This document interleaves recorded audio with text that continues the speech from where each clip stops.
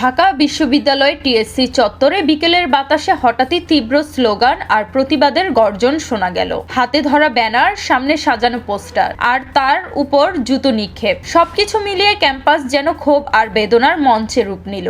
শোকের মাস আগস্টে শহীদদের স্মরণ না করা কিংবা নীরবতা পালনকে গণহত্যার ইতিহাসকে তাচ্ছিল্য বলে আখ্যা দিয়ে একদল বিক্ষুব্ধ ছাত্র জনতা শনিবার 16 আগস্ট বিকেল 5টায় এই কর্মসূচি পালন করে। আয়োজকদের দাবি 1975 সালের 15 আগস্টের শহীদদের প্রতি শ্রদ্ধা না জানিয়ে কিছু সাংস্কৃতিক ও গণমাধ্যম কর্মী সমাজে বিভ্রান্তি ছড়াচ্ছেন। তাদের কালচারাল ফ্যাসিস্ট বলে অভিহিত করে জুতো নিক্ষেপ ও বয়কটের ডাক দেওয়া হয়। কর্মসূচি প্রচারের ব্যবহৃত পোস্টারগুলোতে লেখা ছিল কালচারাল ফ্যাসিস্টদের বয়কট করুন এবং শহীদদের রক্তকে অবজ্ঞা করে যারা গণহত্যার পক্ষে নীরবতা পালন করে তাদের চিনে রাখুন।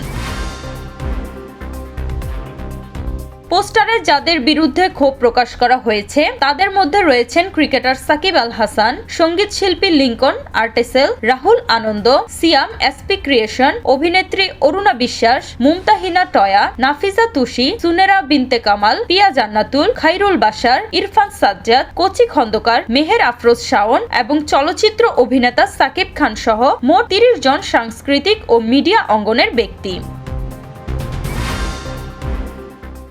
বিক্ষোভে অংশ নেয়া ঢাকা বিশ্ববিদ্যালয়ের শিক্ষার্থী আবুল ওয়াহেদ বলেন, আমরা বিশ্বাস করি দেশের সাংস্কৃতিক নেতৃত্বের ন্যূনতম দায়িত্ব হলো জাতির শোক ও ইতিহাসের পাশে দাঁড়ানো। যারা তা করেন না তারা কখনোই জনগণের প্রতিনিধি হতে পারেন না।